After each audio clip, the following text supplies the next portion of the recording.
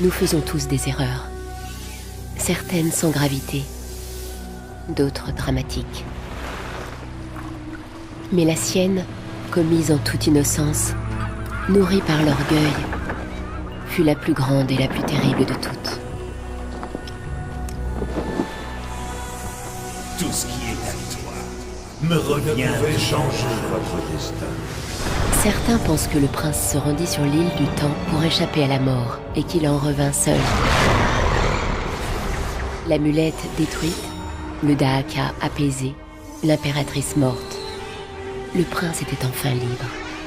Mais les choses ne se sont pas passées ainsi. La vérité, c'est qu'il a choisi de me sauver de ma destinée. Ce faisant, il m'a libérée et a scellé notre destin à tous.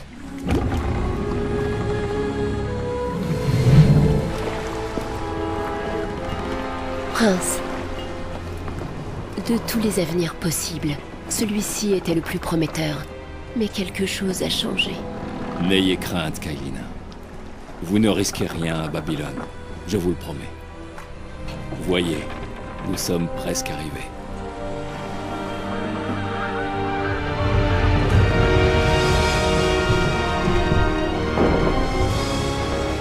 Non.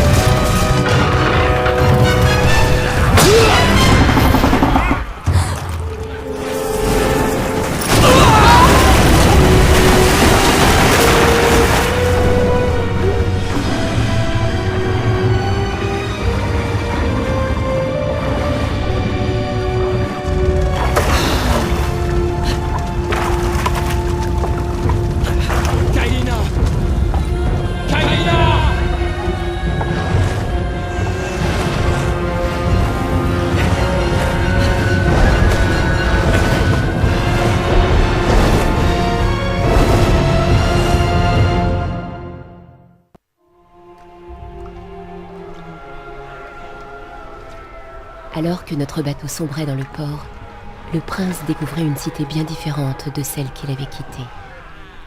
Autrefois plein de vie, les quais étaient désormais dévastés. Ce n'étaient plus que portes défoncées et bannes maculées de sang. Et de son peuple, pêcheurs, marchands et mendiants, il n'y avait pas la moindre trace.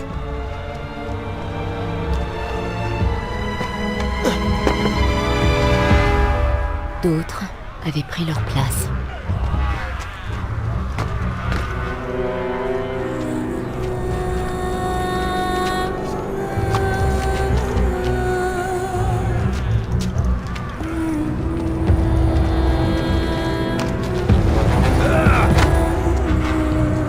Lâchez-la!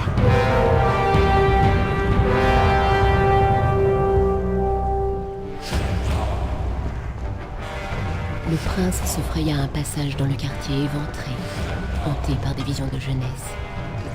La taverne du port où il avait passé tant de soirées n'était plus qu'un tas de cendres. La fière armada babylonienne, qu'il venait souvent admirer, réduite à néant, gisait à présent au fond de l'Euphrate.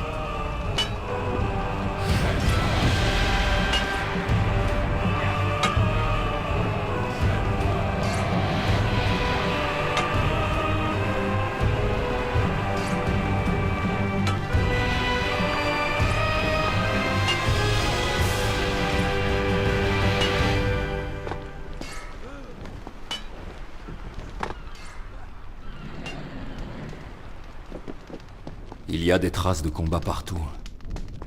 Mais où sont les gardes? Où sont-ils tous passés?